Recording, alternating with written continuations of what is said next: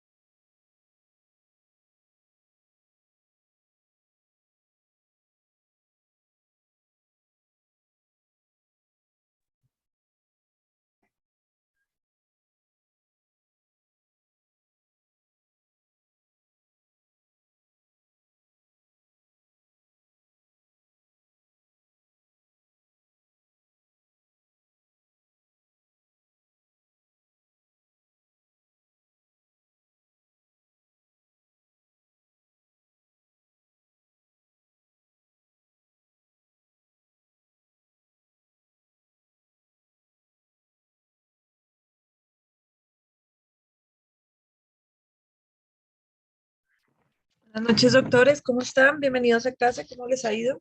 Hola, profe, buenas Hola, muy buenas noches. noches. ¿Cómo está? Buenas noches. Buenas noches, Noches, profe. profe. Profe, buenas noches. ¿Cómo les acabó de ir ayer? Excelentemente bien. Me alegra mucho. Muy bien, doctora. Bueno, hoy confío en Dios. Entre hoy y mañana vamos a estar cerrando nuestro tema del módulo para que nos quede solamente nuestro parcial final del día viernes. Eh, Ayer empezamos nosotros hablando sobre los mecanismos de protección, perdón, de mecanismos de participación ciudadana.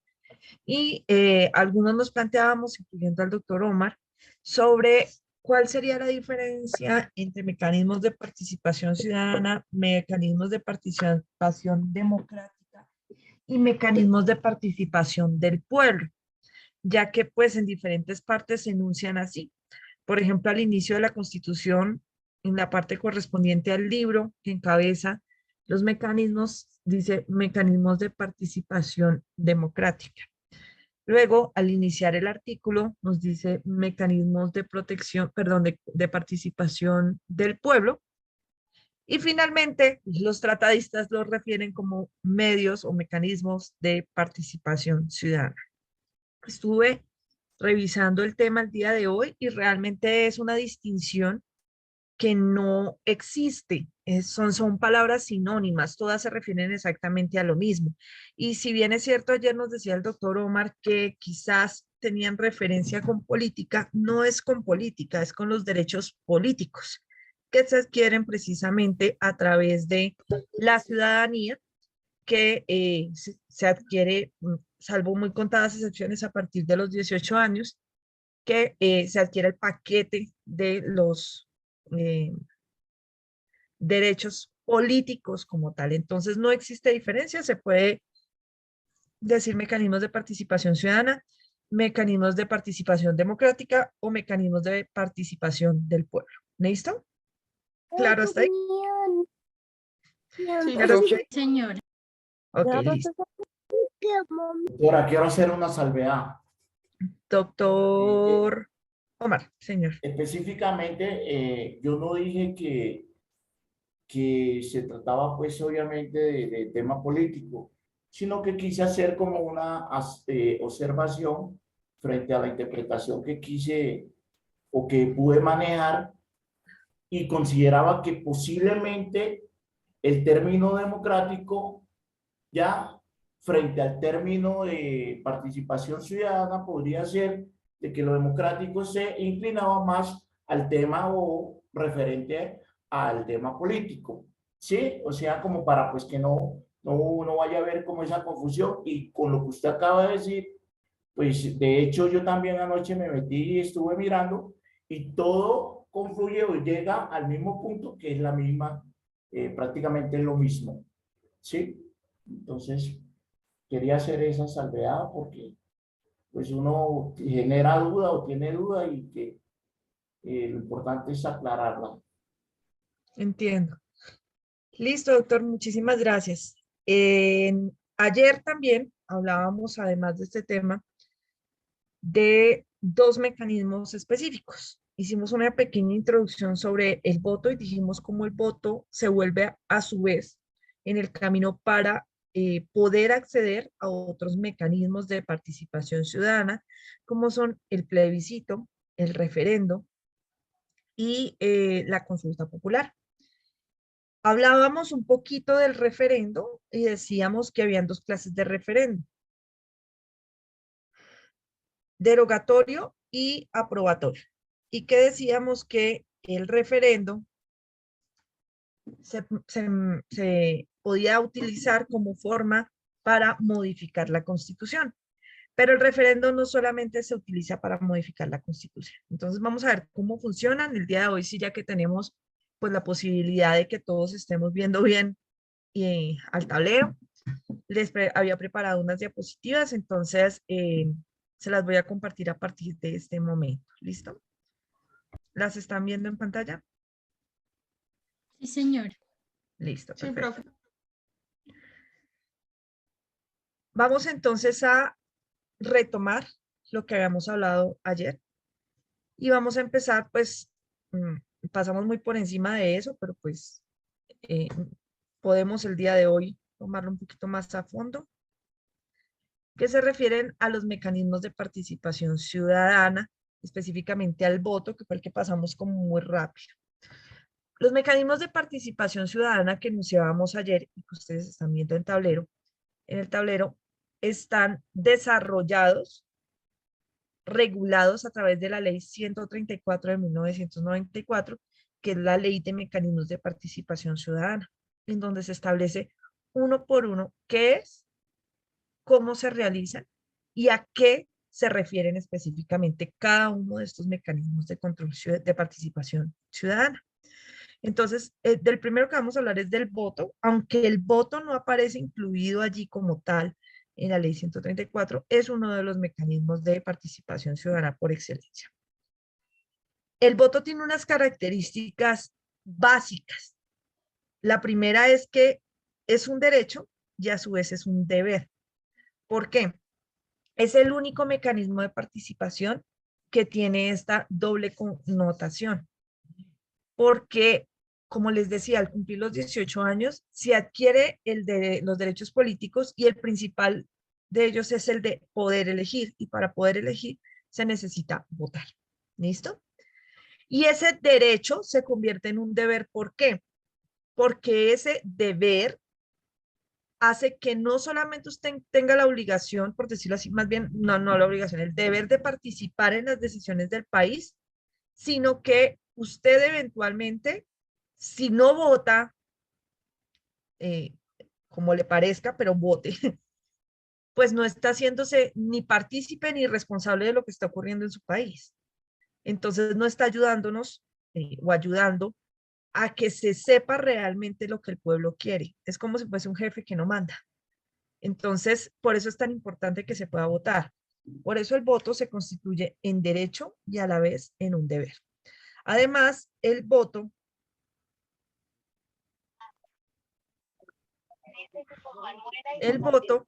debe ser libre. Este es uno de los mayores problemas que tenemos en el país porque aquí no hay una conciencia real de lo que implica votar. Durante los últimos años se ha intentado que la gente se concientice un poco más de qué implica votar y que esa decisión libre precisamente tiene significado en la medida en que sea así. No cuando yo prometo mi voto a mis amigos o al que me va a dar trabajo o al que le va a dar trabajo a mi familia o al que me pagó para que yo votara por él. Por eso es tan importante que la decisión sea libre, porque de lo contrario, al votar de esa manera, no se está contribuyendo al crecimiento del país ni se está participando de forma debida en la democracia del país, sino que por el contrario se está ayudando a perpetuar estereotipos de corrupción en el país a partir de funcionarios elegidos por votación popular. Además, el voto debe ser secreto. En esto son muy enfáticos a la hora de ir a votar. A nosotros nos colocan un cubículo en el cual no se vea por quién vamos a votar. ¿Listo? Porque la idea es que no se sepa por quién se vota, pero pues uno sale y a todo el mundo le anda contando o desde antes se empieza a decir por quién va a votar. Eso no es que vicie el voto, no es que lo vicie, pero sí de una u otra manera influye en quienes están indecisos para votar.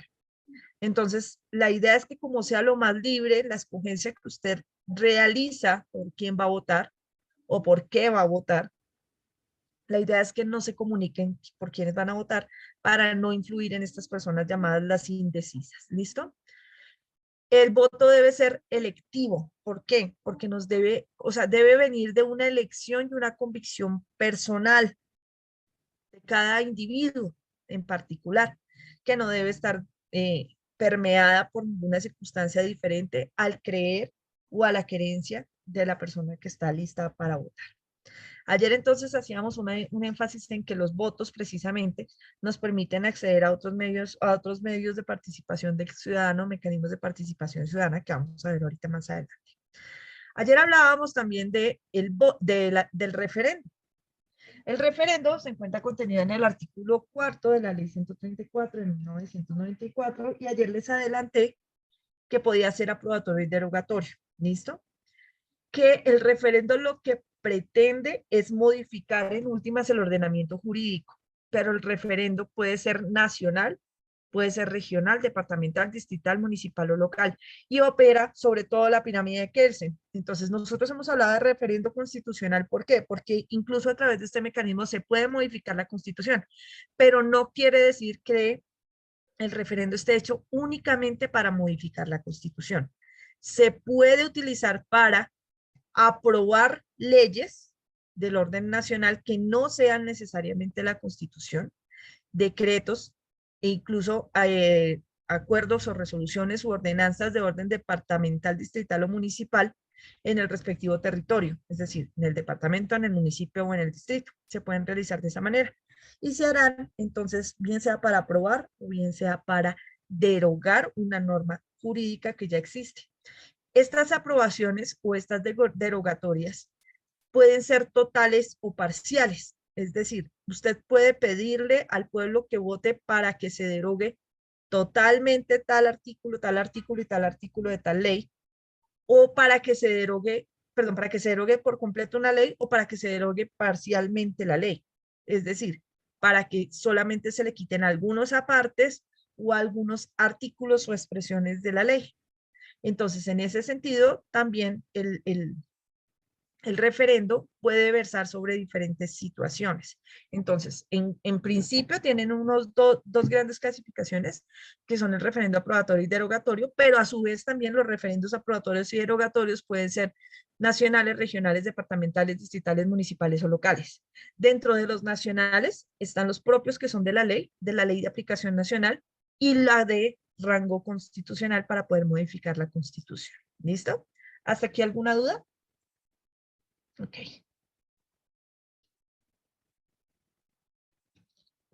No se preocupen que yo les paso las diapositivas, ¿listo? No hay rollo por eso. Ahora, nosotros vamos a ver el trámite del referendo, pero a nivel constitucional. Como les dije, el referendo se hace de muchas maneras, es decir, se puede hacer en cualquier orden territorial y por ende, pues varía un poco el procedimiento, dependiendo de dónde se realice, sobre todo en los porcentajes y hacia dónde se presenta la iniciativa, pero este que vamos a ver es el procedimiento estándar, ¿listo? Este es el procedimiento para un referendo de carácter constitucional.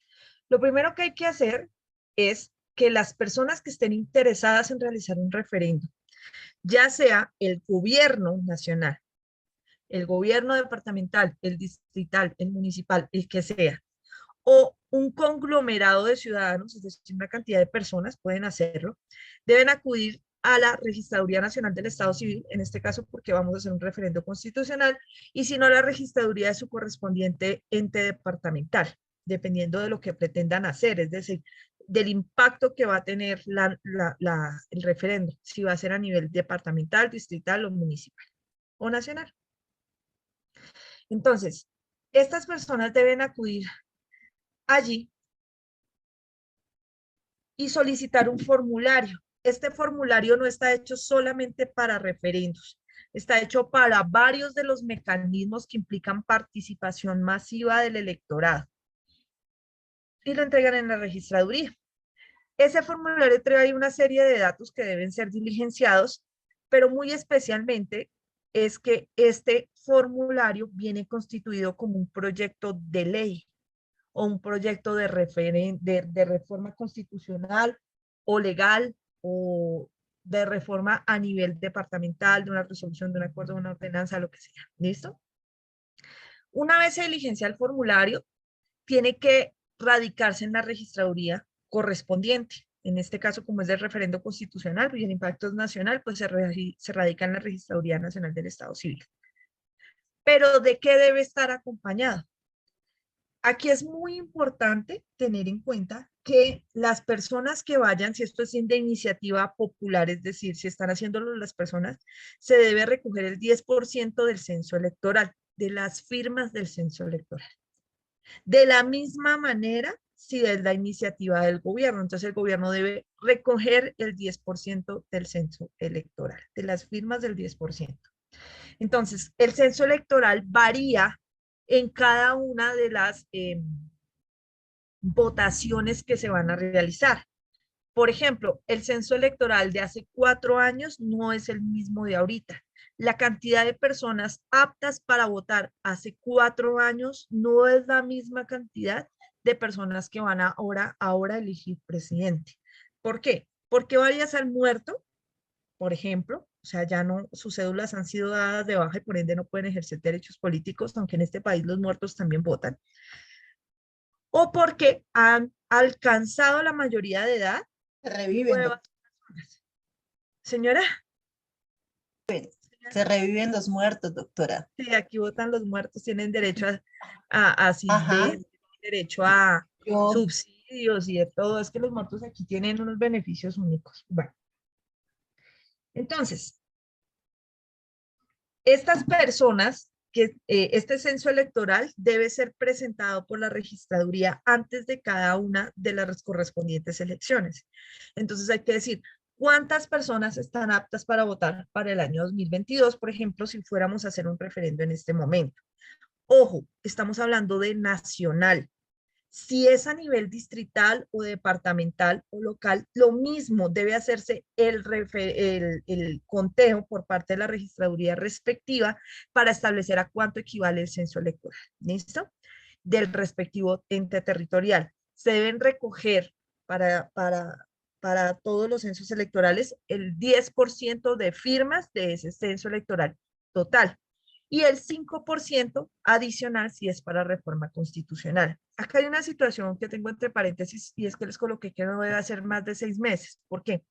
Porque es que todo el trámite del referéndum no puede durar más de 6 meses. Entonces, en ocasiones lo que hacen es que radican el formulario de inscripción, registran el formulario entre la Registraduría Nacional del Estado Civil con la mitad o con lo que alcanzaron a recoger, es decir, con el 5% del censo electoral o el 3%, no sé qué. Pero el cuento es que antes de que se llame a las personas a votar, tiene que estar consolidado el 10% del respectivo censo electoral o de lo contrario no podrán dar de trámite para continuar con el proceso de referendo. ¿Listo? Doctora Dianita, señora. Hola, profe. Una consulta.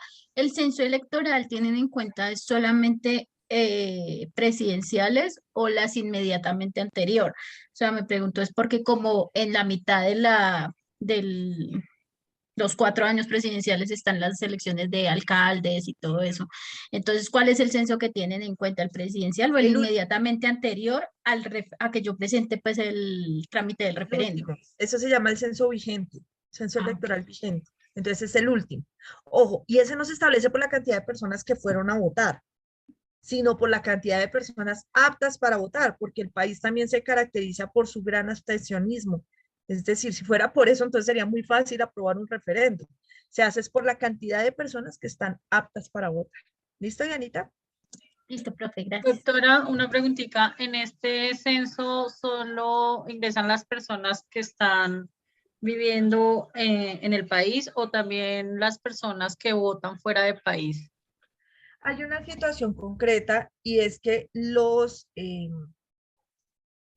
extranjeros que residen en el país no tienen la posibilidad de realizar votos, ¿listo? Salvo que les hayamos otorgado la ciudadanía. Y aún No, doctor, así, yo muchos me casos no refiero, lo hacen. perdón, Ah, doctora, ya me dices de los extranjeros, o sea, de los los nacionales colombianos del que extranjero. viven en el extranjero, ¿ellos Todos. ingresan a este censo? Sí, señora, todos. Ok. Porque es la cantidad de personas aptas para votar para esas elecciones. O sea que para hacer ese censo tienen en cuenta las personas que han inscrito sus cédulas para el proceso de votación, de elección. Sí, señora, pero además la registraduría es la que cedula, ¿no es cierto? Entonces ella sabe cuántos ya cumplieron más de 18 y cuántos ya fueron dadas de baja las cédulas por muerte. Entonces ellos simplemente sacan el total, dicen en Colombia actualmente, en Colombia es un decir, ¿no? Porque pues no están necesariamente en Colombia, como lo dices tú, sino que votan a través de los consulados, dependiendo del país en donde estén o de las cancillerías correspondientes. Y hacen el conteo con todos, incluyendo los colombianos que están fuera del país, porque pues ellos tienen cédula colombiana, ¿no? Entonces, en consecuencia, pues como son ciudadanos colombianos, pues no importa el lugar en donde estén, están aptos para votar. ¿Listo? Doctora. Bueno, creo que Sí, sí. doctora, muchas gracias. Ok, doctora, gracias. Ahora, después de que hacen esa recolección de firmas, ¿qué hace? El registrador correspondiente, sea distrital, departamental, municipal o el nacional, va a expedir un certificado. Y es en ese certificado da el aval, ¿listo? Y el aval es que cumplieron con los requisitos de la cantidad de personas con firmas para el censo respectivo. Si él no lo expide, el censo no puede, el referendo no puede continuar, ¿listo? Tiene que estar. Entonces, ¿qué es lo que hacen? Que les dan a este plazo inicial hasta acá. Les dicen, por ejemplo, si ustedes presentaron el registro, perdón, el formulario con el 5% nomás, pues les damos máximo, hasta que presenten la iniciativa legislativa del gobierno o del pueblo. Es decir, hasta este momento, hasta este tercer paso que ya vamos a ver, para que completen las firmas. Si ustedes no las completan, no le van a dar trámite en el correspondiente ente territorial, que será el Congreso o la Asamblea Departamental o la Asamblea Municipal o el Consejo Distrital. ¿Listo? Dependiendo de eso es que se logra. Entonces, no es tan fácil.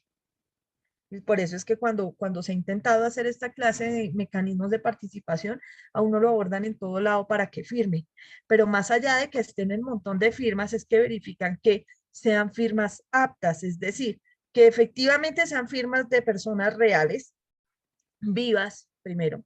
Segundo, que la firma corresponda a la que aparece en la Registraduría Nacional o en la registraduría correspondiente.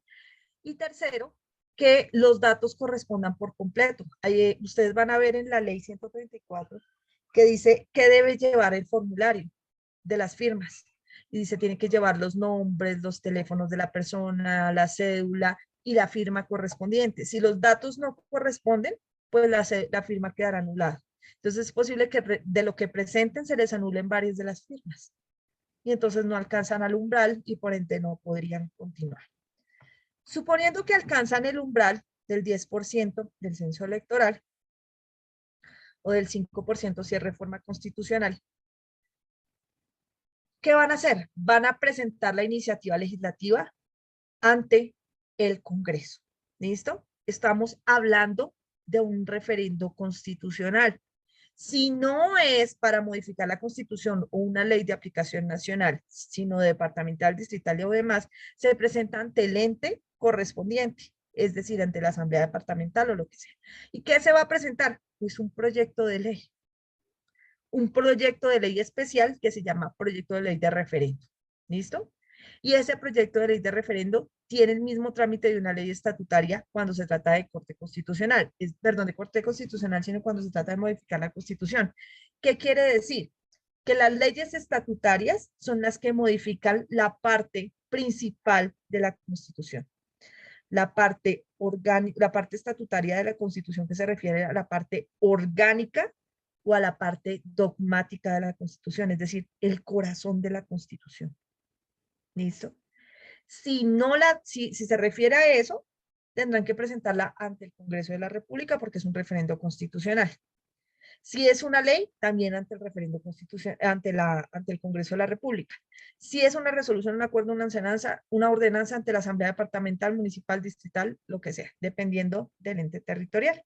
Y lo presentan a manera de proyecto de ley. Si es para referendo constitucional, no se llamará proyecto de ley, sino proyecto de acto legislativo. ¿Listo? Porque lo que modifica la Constitución se denominan actos legislativos. Ahora, en el Congreso tiene trámite de ley estatutaria y el trámite de ley estatutaria es que se necesita ser aprobado en Cámara y en Senado por aparte. Necesita doble vuelta, ¿me entiendes? Primero tiene que estar aprobado en la Cámara y luego en el Senado. Y después existe conciliación de textos y queda aprobada por el Congreso. Si el Congreso no la aprueba, ahí queda quieto el referendo. En esos casos, ¿no? Igual en el respectivo orden territorial. Si el de la Asamblea Departamental no lo aprueba, o el Consejo Distrital o el Consejo Municipal, pues ahí queda. ¿Listo? Si lo aprueban, si aprueban eso, que es simplemente el proyecto para llamar a las urnas, y ahí en el proyecto lo que dice es la motivación de por qué vamos a hacer este referendo, si es aprobatorio, si es derogatorio, el texto de cómo se le va a colocar a las personas al momento de votar, qué preguntas se le van a hacer, cuáles son las opciones que se le van a dar a las personas para que respondan las preguntas, porque recuerden que, como les decía anoche, el referendo se realiza en forma de pregunta y puede incluir cuantas preguntas se quiera. ¿Listo? Después de eso, si se aprueba por parte del ente territorial correspondiente, del ente legislativo correspondiente, pues irá a sanción presidencial, es decir, a firma por parte del presidente. Eso se llama sanción presidencial. O del alcalde o del gobernador o de etcétera, etcétera. ¿Listo? Del que corresponda. Acá también se puede quedar. ¿Por qué? Porque es posible que tanto el presidente de la República como el gobernador del departamento o el alcalde presenten objeciones para no firmarlo a pesar de que fue tramitado. ¿En qué pueden concluir las objeciones? No es objeción porque esto me jode a mí, no. Es objeción de carácter constitucional o por inconveniencia del orden correspondiente territorial, nacional o departamental, y deberá explicar por qué. Y lo devuelve al respectivo ente territorial, es decir, lo devuelve al Congreso, si es el presidente, o lo devuelve eventualmente a la Asamblea Departamental o al Consejo Distrital o al Consejo Municipal, diciéndole, yo no voy a firmar esta vaina y presento estas objeciones por las siguientes razones. ¿Listo? Si él hace eso, el ente legislativo correspondiente revisa lo que dijo la persona que tenía que firmarla, es decir, el presidente o el gobernador o el alcalde. Lo revisa, las razones que dio. Y si no les parecen, si no están de acuerdo, no las aceptan y entonces queda con sanción no presidencial, sino con sanción del presidente del Senado. Eso pasa con todas las leyes en el país. Si el presidente se niega a firmarlas, las firma el presidente del Senado, si no ve que las razones del presidente sean suficientes. ¿Listo? O el presidente de la asamblea, perdón, el vicepresidente de la asamblea departamental o el que toque. ¿Listo? O el consejo municipal, etcétera, etcétera. Pero eso es lo que puede pasar si no quieren firmar. Si firman, pues firman normal, queda sancionada como tal y se llama a las urnas. Aquí empieza la convocatoria real. Empieza todo el trámite para decirle a la gente e informarla. Esto es una campaña educativa que se le hace a las personas por diferentes medios de comunicación para informarle al pueblo por qué estamos tramitando un referendo. ¿Qué queremos con ese referendo? ¿Qué clase de referendo es? Si es derogatorio o si es aprobatorio. ¿Qué pretende derogar o qué pretende aprobar? Y empieza a mostrarse el texto de las preguntas que se les van a hacer tal cual y de las opciones. para que la gente vaya con un proceso pedagógico ya a la urna y sepa exactamente cómo votar en cada una de las preguntas. Es decir, no cómo votar de acuerdo a lo que quiera el gobernante correspondiente, sino a la forma correcta en que deberá votar, en que deberá elegir una u otra de las opciones que se le da. ¿Listo? Después de que ya votan, después de la sanción presidencial, la convocatoria para llevar a las personas a las urnas, al pueblo, debe ser dentro de los 8 días siguientes a la sanción presidencial o a la sanción del alcalde o a la sanción del que corresponda. Cuando ya se lleva a las personas a las urnas, se hacen los conteos. Si es una sola pregunta, pues se hará los conteos por una sola pregunta. Pero si son varias preguntas, debe hacerse el conteo por cada una de las preguntas. Les explico. Si hay 5 preguntas, se necesita que cada una de esas preguntas alcance un quórum para ser aprobada. Si no, esas preguntas no pasan. Solamente pasarán las que cumplen con el umbral de votación. ¿Y cuál es el umbral de votación?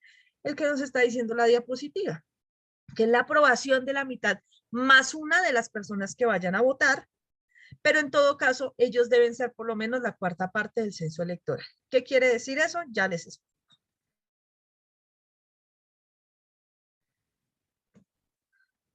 Acá.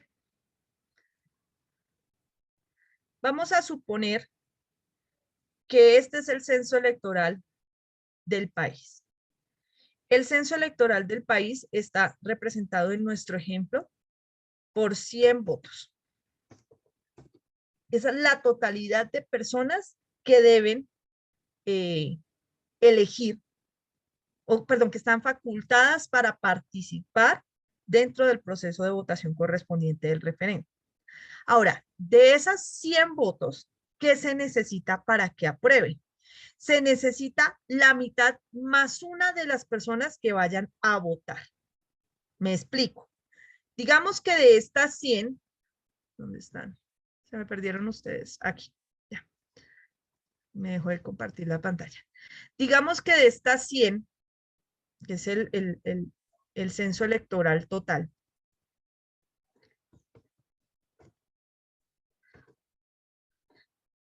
fueron a votar solamente la mitad. ¿Listo? Fueron a votar la mitad. Es decir, ¿cuántas personas fueron a votar? 50, doctora. 50. 50 votos. ¿Listo? Se necesita que para cada pregunta que se haga, por ejemplo, tenemos 2 preguntas. Pregunta 1, pregunta 2. Para cada pregunta se necesita que la decisión que se busca, ya sea si derogar o si aprobar la modificación correspondiente, equivalga a la mitad más 1 de las personas que fueron a votar. ¿Cuánto es la mitad más 1 de las personas que fueron a votar en este ejemplo? 26. 26, profe. 26 personas. ¿No es cierto? Entonces, para que la pregunta 1 pase, se necesitan que 26 personas voten a favor. Igual para la pregunta número 2. 26 personas deben votar a favor de lo que se les está preguntando. Pero en todo caso, cuando ya tengamos el resultado y dijimos, listo, sí, se necesitaban mínimo 26. Digamos que votaron en este caso 27. En cada uno de los casos. No, digamos que aquí 27 personas. Y acá votaron 10.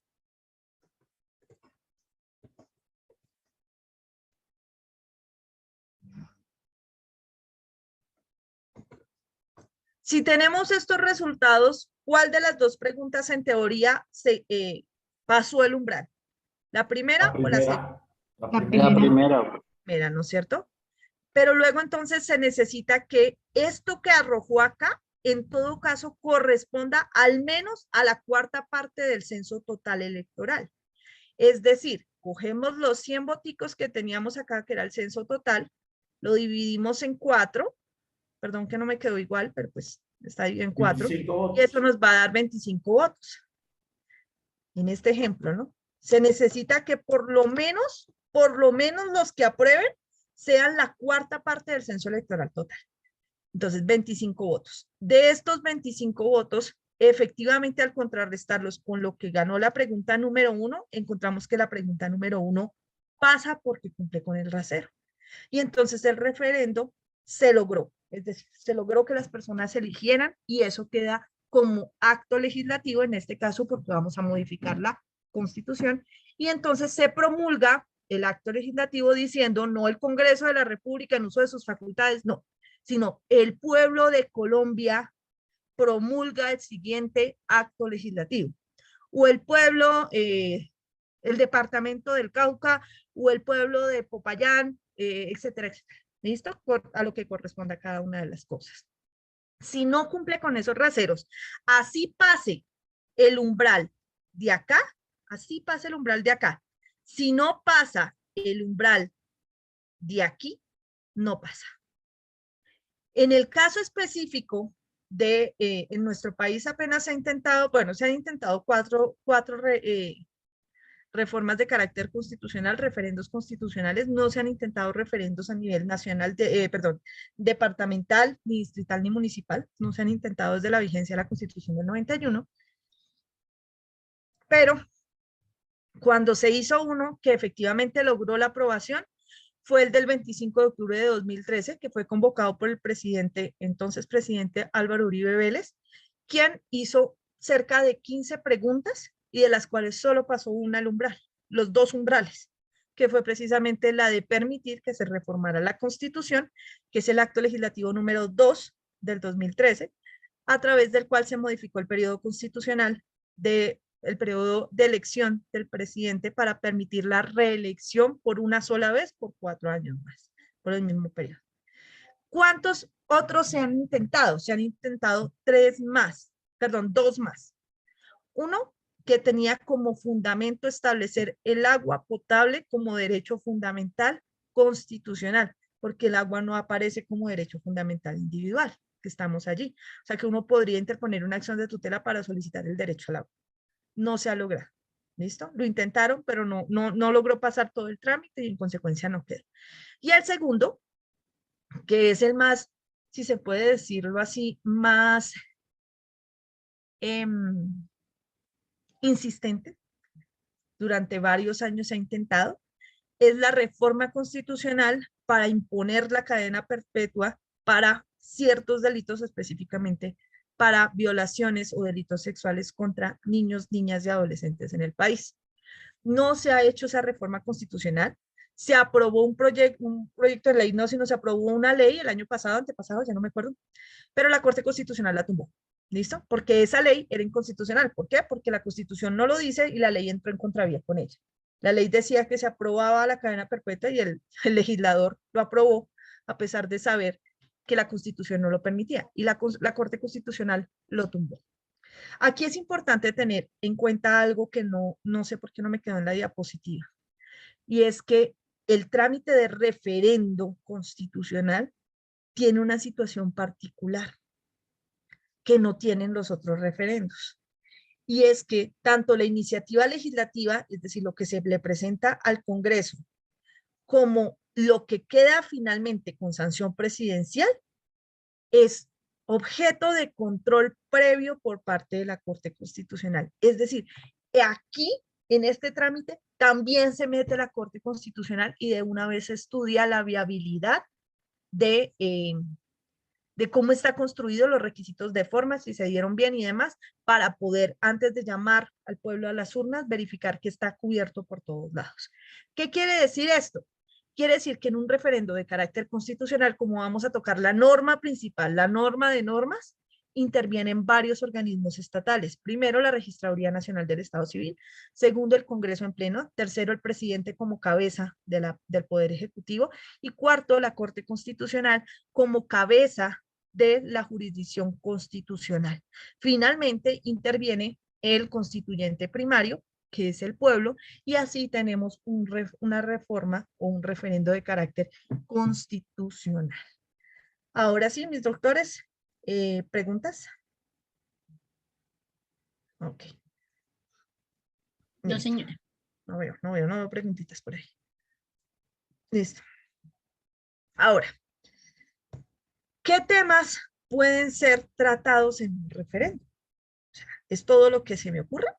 No.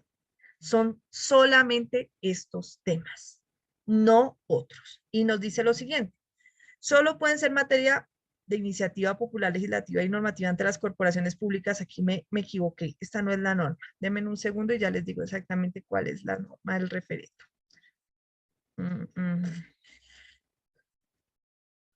Aquí me equivoqué porque está la iniciativa popular. Me perdió, creo que es esta. Acá tenemos la ley cuarta, la ley 134. Entonces vamos aquí a ver el anterior. Acá están miren, aquí están todos los mecanismos de participación ciudadana. Sí les estoy compartiendo la pantalla, perdón. ¿Están viendo la ley en este momento? Sí, Ok. profe. Sí, doctora. Entonces aquí aparece, mire, iniciativa popular legislativa, el referendo derogatorio, referendo aprobatorio, revocatoria del mandato. Él los define uno por uno. Plebiscito, consulta popular, cabildo abierto, y aquí empiezan la inscripción en la iniciativa y normativa de la solicitud de referendo. Entonces aquí aparece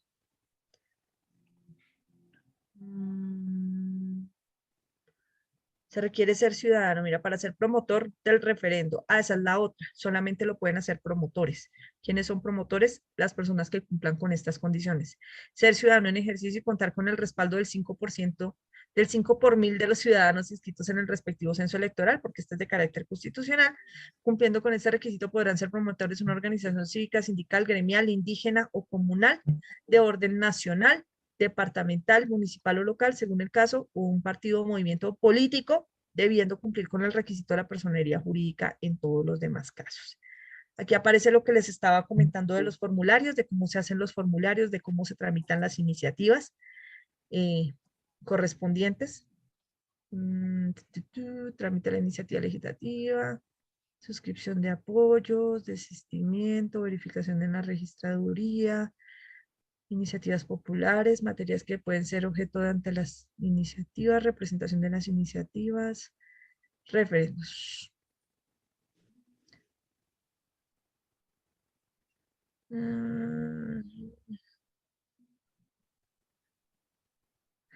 Referendo constitucional.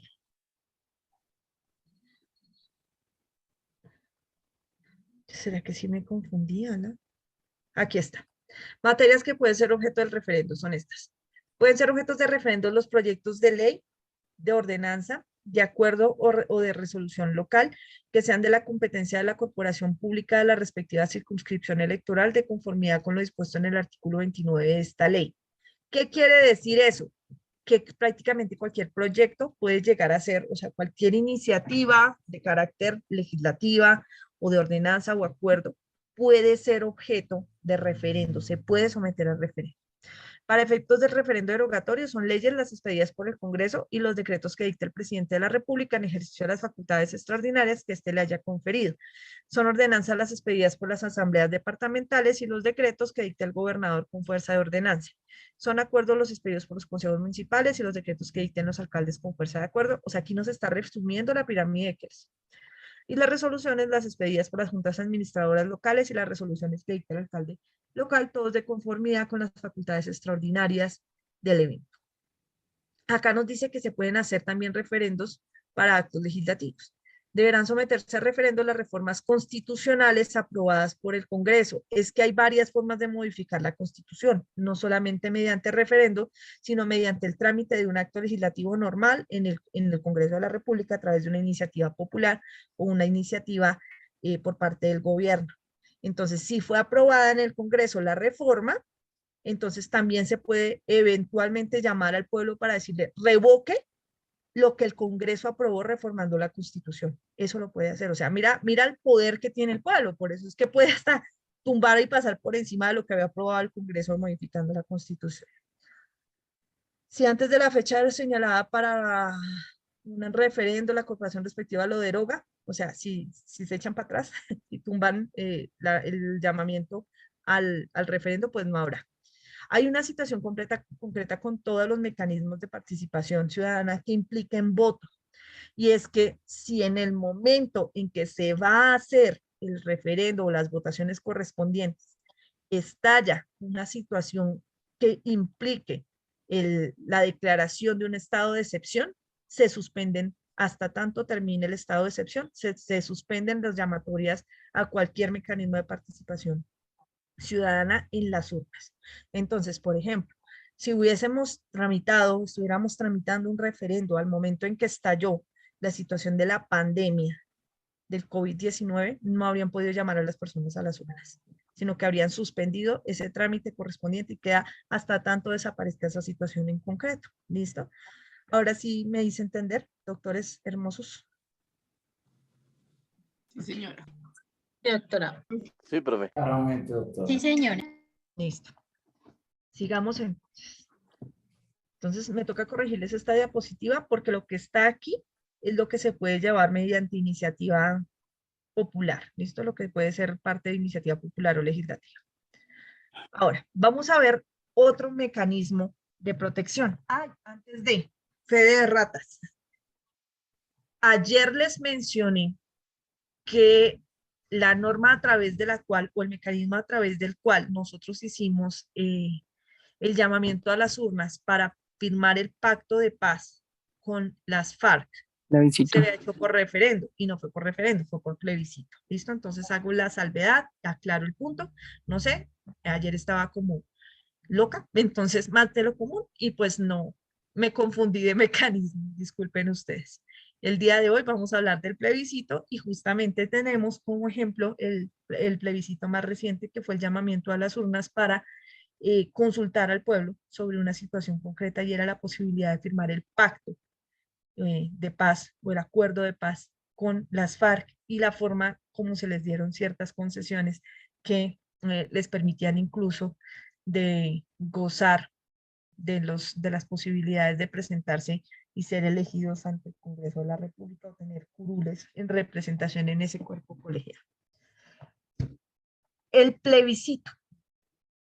El plebiscito es un mecanismo de participación ciudadana que se realiza también por parte del presidente de la República. Este sí es solo por el presidente. El referendo habíamos visto que podía tener iniciativa por parte del gobierno o podía tener iniciativa por parte de los ciudadanos, siempre y cuando se reunieran las firmas. Acá no. El plebiscito solamente lo realiza el presidente para consultar al pueblo una decisión que va a tomar. Pero no son todas las decisiones que tenga el presidente. Solamente puede someter a plebiscito las situaciones del Ejecutivo, del Poder Ejecutivo, que no sean objeto de aprobación por parte del Congreso. ¿Qué quiere decir eso? Las situaciones que no tengan trámite correspondiente a decretos ley. Nada de eso lo puede someter a un referendo, sino todas las que son facultades o situaciones facultativas del presidente, esas las puede someter a referendo. Ojo, perdón, a referendo no, sino a plebiscito. El plebiscito no es obligatorio. O sea, el presidente no está obligado a llamar a la gente a plebiscito. Es si él quiere. Si él quiere. En algún momento, cuando en el gobierno de Juan Manuel Santos se hizo el plebiscito por la paz, se hacía mucho énfasis en eso. Decían, pero hombre, si usted ya le va a firmar, ¿para qué llama a la gente a las urnas? Si usted ya quiere hacer el acuerdo de paz con las FARC, ¿para qué llama a la gente si de todas maneras usted lo va a hacer? Y el tipo lo que decía en su momento es, yo necesito saber, qué quiere hacer el pueblo, porque yo, pues sí, ellos me eligieron a mí, pero yo quiero saber qué piensa el pueblo de toda esta situación, porque en últimas lo que yo voy a hacer va a repercutir durante muchas generaciones y pues es el pueblo el que se va a afectar directamente. Entonces yo quiero saber ellos qué opinan de esto. Aquí también se hace una pregunta o varias preguntas a las personas para que voten de nuevo, votando, elijan si sí o si no están de acuerdo con lo que se les está preguntando, con lo que se les está consultando por parte del presidente de la República sobre la decisión que se va a tomar. ¿Listo? Doctora Gladys. Doctora Gladys Rondón. Doctora, buenas noches, qué pena. noches, Yo sé doctora. que está hablando sobre el plebiscito y eso, sino que pues tengo una pregunta porque hoy estuve leyendo sobre qué, sobre que la Corte le dice al presidente que se extralimitó sobre lo de lo fiscal o de la Contraloría, algo que ellos habían enviado y la Corte les tumbó eso. Entonces, como que si la doctora me podría de pronto dar unas luces sobre eso. ¿Recuerdas exactamente qué era lo que habían presentado?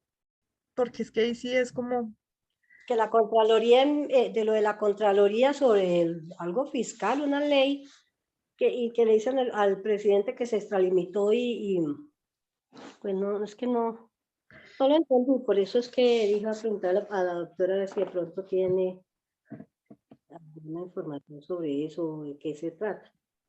pues mi doctora, te cuento que estoy igual que tú. No, creo que peor porque es la primera vez que escucho el tema.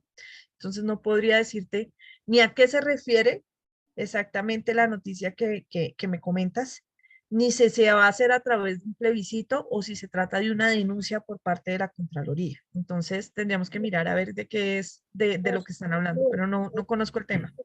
Doctora, eso salió hoy. Sobre Ah, La algo ok. información es sobre una demanda que se hizo a una ley que pidió la Contraloría para el juzgamiento de los aforados, algo así, por elección popular, no, frente al tema del alcalde Petro, cuando no, fue destituido. Entonces, no tiene la nada que Corte ver. hace un estudio y dice y tumbó esa ley porque era improcedente, algo así.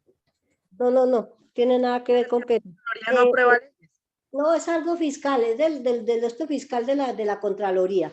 Eso no tiene nada que ver con Petro. Mejor dicho, voy a mirarle y yo le envío a la doctora a ver si de pronto me podría ayudar con eso. Gracias. Bueno, mi doctora. Listo. Ahora, hay una cosa que les voy a decir ahora a raíz de lo que estaba diciendo la doctora Gladys, y es que en este momento en donde estamos frente a una carrera por la presidencia del país, varios de los candidatos y los precandidatos presidenciales que estaban antes de la elección del domingo, de las consultas interpartidistas para determinar quién iba a ser el representante, estaban utilizando precisamente los mecanismos de participación como el referendo para decir, mire, es que yo voy a presentar un referendo para que se haga esto y para que se haga lo otro.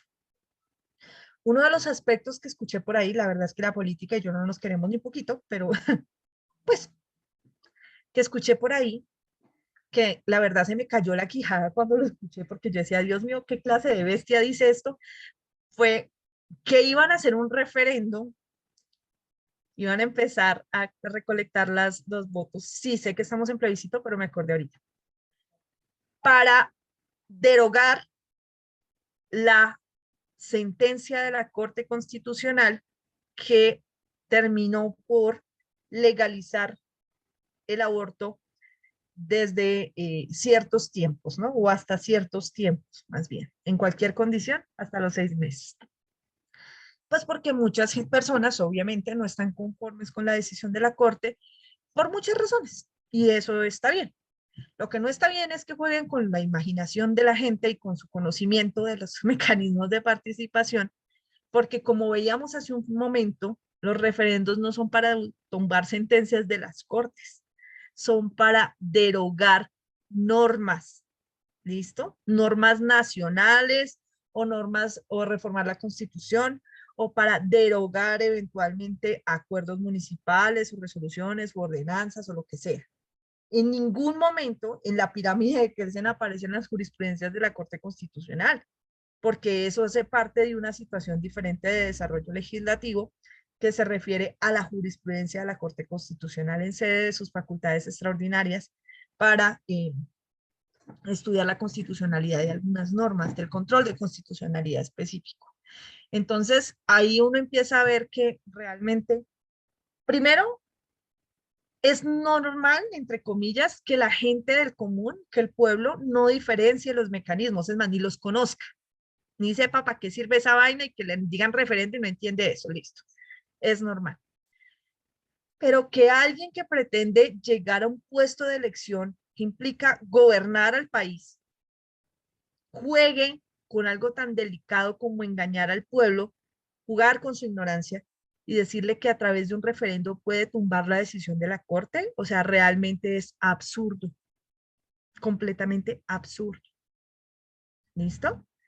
Ahora, no sé, yo medio escuché que al parecer eh, el candidato a la presidencia, Petro, habló de una de sus propuestas, no sé en dónde, de hacer una modificación específica de la forma como se estaban haciendo o cómo se estaban utilizando los, las, los fondos de pensiones o el dinero de las pensiones o de las cesantías o yo no sé de qué.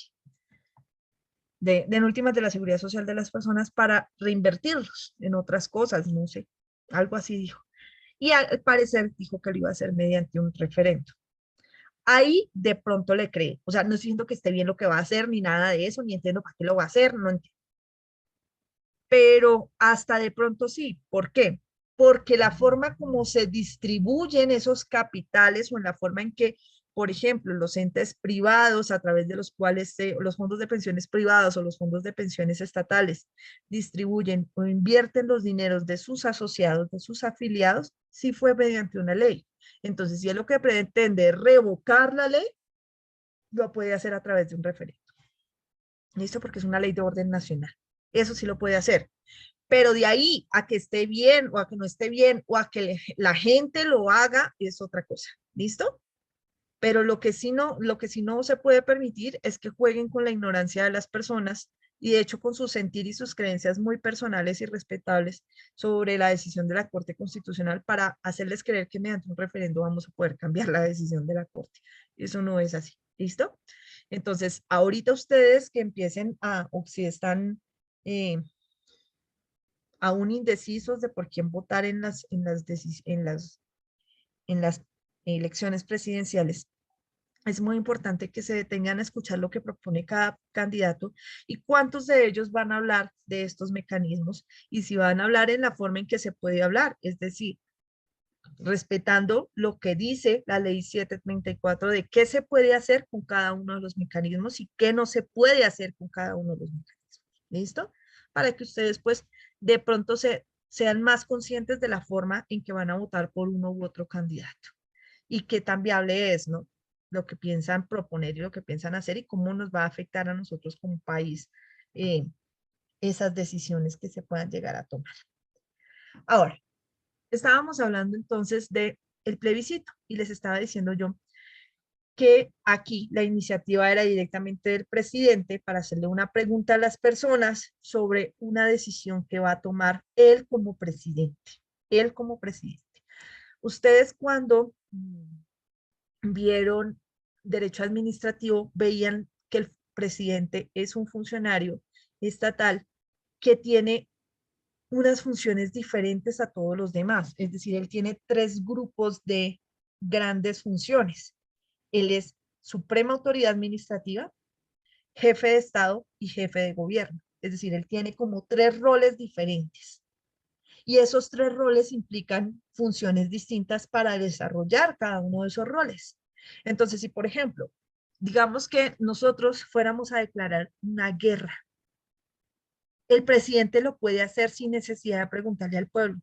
Pero si quisiera preguntarle al pueblo, tendría que hacerlo mediante plebiscito. ¿Listo? Si quisiera preguntarle al pueblo.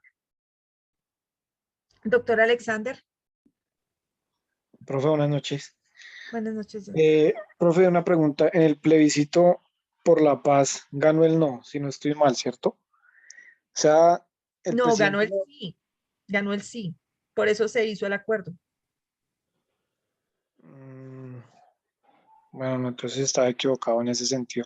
Pero entonces el presidente, eso es como para saber solamente qué opinión tiene el pueblo, ¿cierto? Pero ya la decisión, sea sí o sea no, la toma el presidente y punto, sea lo que sea. Pues sí, pero no. Sí, pero no. ¿Por qué? Porque si la decisión tomada en las urnas equivale a la mitad más uno del querer del pueblo, es obligatorio el presidente hacerle caso al pueblo. ¿Listo? Pero si no llega a la mitad más uno, no es obligatorio. ¿Listo? Ok, profe, gracias. Doctor Kedwin. Kedwin. Edwin David, doctora, en el plebiscito ganó el no. Sí, no, ganó el sí.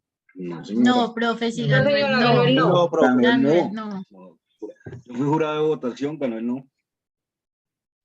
Profe, Lo que bueno, pasa es que el y- sí quedó con el 49.78 y el no con el 50.21. El No presidente estuvo muy Santos reciente. utilizó como un mecanismo constitucional, es que no lo recuerdo ahorita, voy a averiguarlo, para que se pudiera firmar, algo así, pero Doc, ganó el... ¿me regalas por favor el porcentaje del no? El no fue el 50.21. 50.21. 50.21. Ok. O sea, Y sí el estaba bien, sí profe. 49.78. Pero el 50.21 ¿de qué? El 50.21 de los que fueron a votar. ¿No es Sí, cierto? señora. No Ujú. necesariamente de los que tenían el censo electoral. Entonces acá dice que la aprobación deberá contar con la mayoría de votos por censo electoral. Entonces no no sé si ustedes han escuchado o entienden a lo que se refieren la mayoría absoluta y la mayoría relativa. ¿Hemos hablado alguna vez de eso? ¿Conocemos ese trámite de mayoría absoluta y mayoría relativa? ¿No? No, señora. No, doctora, no. Les explico. Más o menos. Justamente en este ejemplo que tenemos acá. La mayoría absoluta de 100, en este caso, son la mitad más 1. ¿Listo?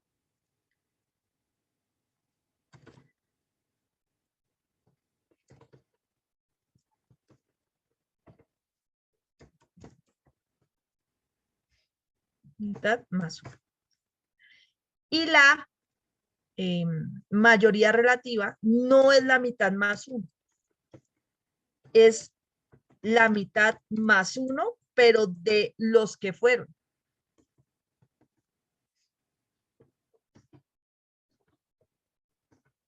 ¿Listo? Por ejemplo, en el salón, muchas veces, incluso cuando estábamos presencial, tomábamos decisiones por mayoría.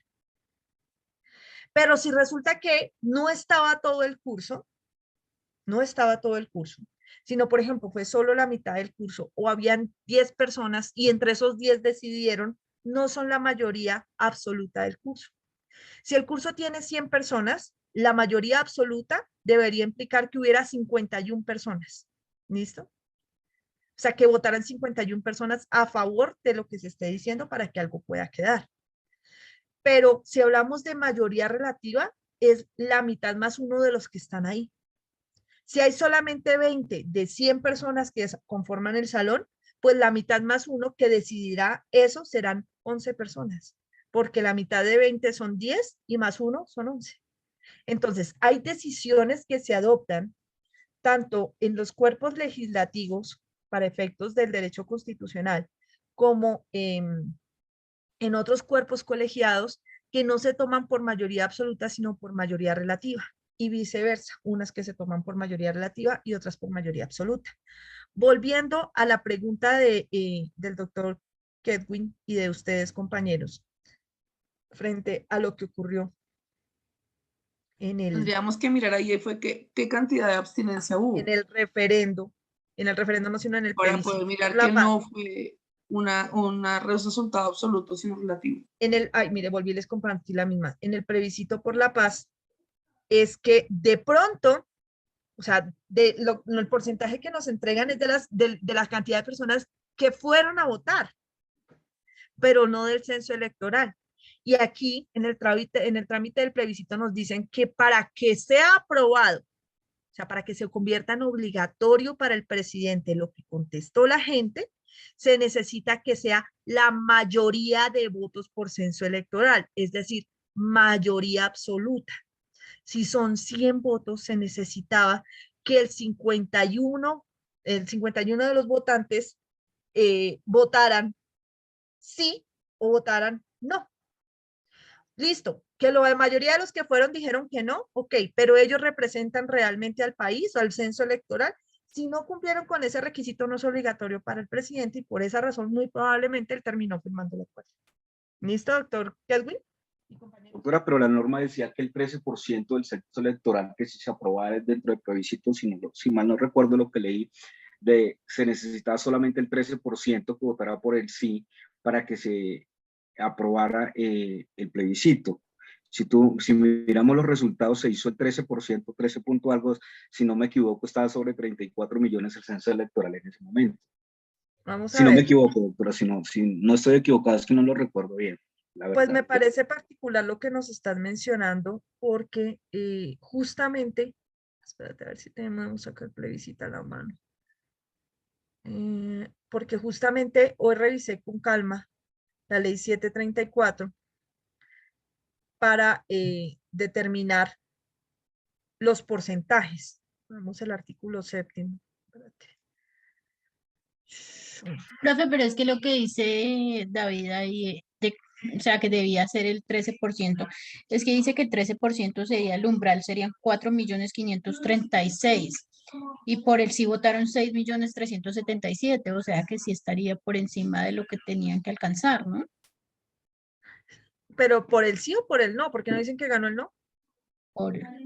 Es que lo que pasa es que sí quedaron fue con una diferencia muy bajita, sino que lo que David estaba diciendo que tenía que ser el 13%, o sea, si eran 4 millones los que tenían que votar, que será el umbral, y votaron más de 6 millones de personas por el sí, pues no sería por eso que de pronto sí realizaron el acuerdo de paz. ¿Sí?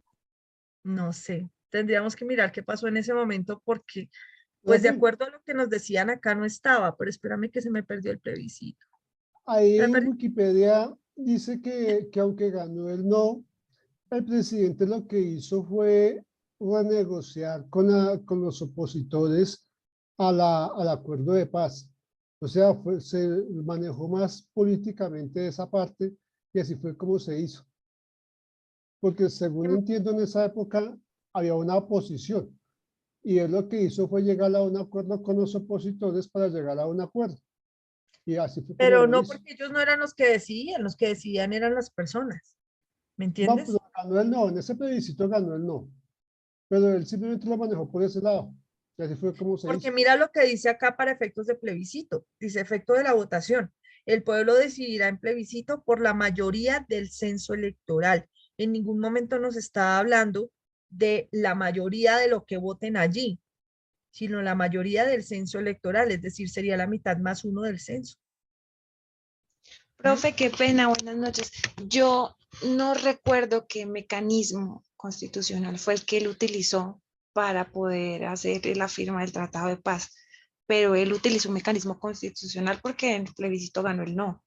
Lo estoy tratando de investigar y de averiguar, pero no lo consigo. Mañana revisamos eso con calma porque la verdad es que yo estaba como medio cruzada de cables, gracias a ustedes que lo tienen más presente, y yo juraba que se había ganado el sí, pero resulta que ganó el no. Entonces, si ganó el no, pues había que ver qué fue lo que pasó en esa situación, porque el presidente desconoció la decisión. Porque, ojo, miren que lo que dice aquí es claro. El pueblo decidirá en plebiscito por la mayoría del censo electoral. Entonces, la decisión que debe adoptarse es por la mayoría del censo electoral. ¿Mm? Es por la mayoría. Doctor Kedwin. Kedwin. Doctora. Señora. Aló. ¿Me ibas a decir algo si tienes la mano levantada? No, se me quedó levantada, disculpa. Ok. Listo. Entonces, tenemos que revisar a ver qué fue lo que pasó, qué fue lo que hizo como tal el presidente, porque incluso pues no hemos podido hablar específicamente del trámite, del plebiscito. pero hay unas situaciones que me llaman la atención de lo que dice el doctor Miguel, y es que él dice es que él negoció con las oposiciones. No, ojo, no es que él negocie con las oposiciones, porque en últimas el que decide es el pueblo, insisto. Quien iba a ir a las urnas era el pueblo. De pronto hicieron algunas alianzas para unirse a la propuesta del presidente en ese momento, alianzas políticas, y de alguna manera así convencer al electorado, pero en últimas la que decidió fue la gente, ¿no? Convencidos o no por parte de sus respectivos partidos políticos, pero fue diferente. Vamos entonces a ver cómo se hace el trámite del plebiscito, ya que estamos hablando de él, sino que nos saltamos al final. Dice, primero, pues se hace un decreto presidencial firmado por el presidente y todos sus ministros, es decir, eso se llama el gobierno en pleno. Firmado por el presidente y todos sus ministros convocando al pueblo al plebiscito. Como les decía antes, la diferencia entre el plebiscito y el referendo, o bueno, una de las diferencias, porque son muchas, es que el plebiscito, la iniciativa es netamente presidencial, no es popular, es decir, no es de la gente, mientras que los referendos sí. Lo segundo que se realiza es que cuando se llama, después de que se llama, o se firma ese decreto de carácter presidencial llamando a plebiscito, se informa al Congreso lo que está, la intención del presidente, es decir, el presidente le dice, mire, yo acabo de promulgar este decreto presidencial con todos los ministros para llamar al pueblo a las urnas por un plebiscito. Y el plebiscito se hace por las siguientes razones y explica por qué la va a hacer, por qué va a hacer el plebiscito, en qué consiste, qué es lo que quiere preguntarle a la gente, qué es lo que quiere consultarle, cómo les va a preguntar, todo, todo. Tiene que mandar un informe completo al Congreso y el Congreso tiene que aprobarlo tanto en Cámara como en Senado, es decir, el Congreso en pleno. Y miren que aquí nos hablan de mayoría relativa, no de mayoría absoluta, es decir, los que están el día en que se hace la votación, los que estén, los representantes a la Cámara que estén ese día trabajando, ellos decidirán por mayoría relativa, es decir, por la mitad más uno de los que estén, igualmente por el Senado la mitad más uno de los que estén. Si no hay aprobación en el Senado, en el Congreso, perdón, tanto en Senado como en Cámara, pues simplemente no se llama a las urnas. El plebiscito no pasa. ¿Listo? Si hay la aprobación por parte del Senado y de la Cámara, pues continuamos. ¿Y qué se hace? Se hace una campaña informativa. Todo este trámite no puede ser inferior a un mes ni superior a 4 meses desde que se inicia el decreto presidencial que llama a las urnas o que dice que quiere llamar a las urnas en plebiscito. No puede ser menos de un mes todo el trámite ni más de 4 meses. Y se hace una campaña informativa por medios en donde se le indica a la gente que se va a hacer un plebiscito, para qué es, por qué se va a preguntar, qué impacto tiene eso, cómo se les va a preguntar, etcétera, etcétera, y cómo deben tachar al momento de llegar a las urnas. Este mecanismo establece que 20 días antes de que se vaya a llegar a la urna, a la votación como tal, tanto el presidente de la República como todos los partidos políticos, los representantes de los partidos políticos, realizarán intervenciones por el mismo tiempo, que eso se llama el derecho de réplica, por el mismo tiempo ante la televisión nacional, el presidente diciéndole a la gente por qué quiere que decidan sí o no en su plebiscito, y la oposición haciendo lo mismo. ¿Listo? Entonces, aquí es muy posiblemente lo que nos decía el doctor Miguel, que hicieron unas alianzas. Entonces, varios partidos se pegaron al presidente, por decirlo así, para decirle, mire, estos partidos apoyan al presidente en su determinación de que se haga así, de que se vote sí, por ejemplo, al plebiscito por la paz. Y los de la oposición, los partidos de la oposición, hicieron su réplica, su derecho de réplica, por el mismo tiempo que tuvo el presidente, y salieron en Televisión Nacional diciendo por qué no están de acuerdo en que la gente votara sí a ese proyecto o a esa consulta para eventualmente firmar un acuerdo de paz con las FARC. Después de eso, se va a las urnas y lo que les decía, la aprobación debe contar con la mayoría de votos por censo electoral, es decir, sea que el presidente quisiera que sí se hiciera el pacto o que no se hiciera el acuerdo, perdón, de paz, lo que se decide en las urnas debe ser por más de la mitad del censo electoral. la mayoría de votos del censo electoral, no de la gente que estuvo allá. Entonces, quizás por ese lado es que el presidente hizo el quite. Tendríamos que ver cifras, a ver qué fue lo que pasó. Doctor Yami. Sí, no, es que estaba recordando y mirando aquí al mismo tiempo. Efectivamente, cuando el plebiscito se impuso por el no, lo que tuvo que hacer el gobierno fue, pues, a través de la Corte Constitucional, avalar el tema del fast track, lo que llamaron el fast track. Y entonces eso fue como una vía rápida que usó el Congreso de la República para aprobar esa negociación. Y posteriormente la Corte Constitucional pues refrendó lo que hizo el Congreso, pues argumentando que teniendo en cuenta que el Congreso es un órgano elegido mediante votación popular. Entonces, mediante ese mecanismo fue que se hizo la paz en noviembre de ese año, por el mecanismo del fast track. Sí, ese, profe, era el que yo estaba tratando de recordar. Pero no, mira que no es un mecanismo de participación ciudadana. No, es un mecanismo como para que el Congreso apruebe eso de manera rápida. O sea, no es tampoco, no es un mecanismo de participación ciudadana, no. Es donde el Congreso de manera rápida aprueba esa ley, pero no. Es un proyecto de urgencia. Se llama lo que hicieron de formalización. Lo que hicieron fue, como no pudieron por este lado, entonces lo hicieron por iniciativa legislativa, pero con trámite de urgencia. Y aprobó entonces el Congreso lo que el pueblo no aprobó. ¿Listo? Vamos a hablar ahora rápidamente de la consulta popular, porque les comento que tengo un inconveniente en casa y me toca parar la clase. Y no puedo seguirla dictando en este momento. Entonces vamos a hablar de esto rapidísimo y mañana continuamos, profundizamos la consulta popular y hablamos de los medios, de los otros mecanismos que nos hacen falta. ¿Listo? Me disculpo de verdad, pero mi hijo está muy enfermo y me están avisando que me toca llamar al médico, entonces les explico esto y me voy. ¿Listo? Doctores, veamos la consulta popular. La consulta popular está en el artículo 50 de esta ley, de la ley 134 de 1994, y este también tiene iniciativa por parte del presidente. También es por parte del presidente, con la firma de todos los ministros, es decir, por decreto. Y dice que es previo concepto favorable del Senado de la República. Hay una situación aquí diferente respecto del plebiscito. Vayamos entonces haciendo las diferencias. Primero, el referendo tiene iniciativa popular o iniciativa presidencial y va incluso a modificar no solamente normas del orden nacional, departamental, distrital o municipal, normas, sino la Constitución. El plebiscito tiene iniciativa únicamente presidencial y puede tocar políticas que no tengan que ver con normas, políticas del Ejecutivo que no tengan que ver con normas, porque esos tienen un trámite ante el Congreso. Y adicionalmente, el plebiscito no puede tener temas que modifiquen o toquen la Constitución.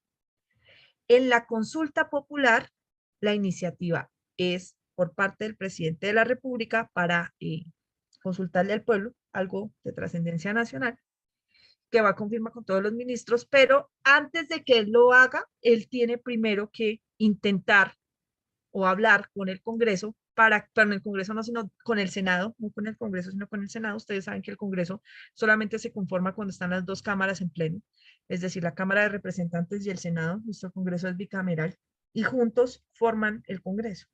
Entonces, aquí nos dice, no tienen que llamar al Congreso, sino solamente a una de las cámaras, que es la del Senado. Y al Senado de la República tiene que pedirle un concepto favorable para poder hacer la consulta popular. Es decir, aquí tiene que hacer un trámite previo el presidente que no tenía que hacer hace un momento con el plebiscito. Cuando ya existe ese concepto favorable, ahí sí él hace el decreto correspondiente con la firma de él y de todos los ministros para llamar al pueblo a consultarle sobre una decisión de trascendencia nacional. ¿Listo? No se podrán realizar consultas sobre temas que impliquen modificación de la Constitución política. Aquí tampoco se puede tocar eso. Y la diferencia también es que la consulta popular es nacional, departamental, distrital o municipal. Es decir, la puede hacer el presidente de la República o la puede hacer un gobernador o la puede hacer un alcalde. ¿Listo? En su respectivo ámbito territorial. Doctora Erika, señora. Doctora, no atienda su prioridad. la entendemos de antemano y para que pueda estar tranquila. Es prioridad su hijo y nosotros eso lo entendemos. Doctora, de todas maneras cuente con el apoyo pues, de corazón desde acá en nuestra casa y que resuelva todos sus temas familiares. Gracias, Sí, doctores. prioridad. Muy amables. Disculpen Bueno, ustedes, tranquilo, que 5 descanse. minutos, pero hoy sí ya se me salió de las manos. Me estaban hablando por el celular, eso de que el niño está muy malito, entonces me toca. Tranquilo, profe. Nosotros entendemos. Dios la bendiga. Gracias, doctores. Dios los bendiga también. Gracias, profe. Que descanse. Gracias, profe. Vale, doctora, mil gracias. Buenas noches. Gracias, doctora, muy amable.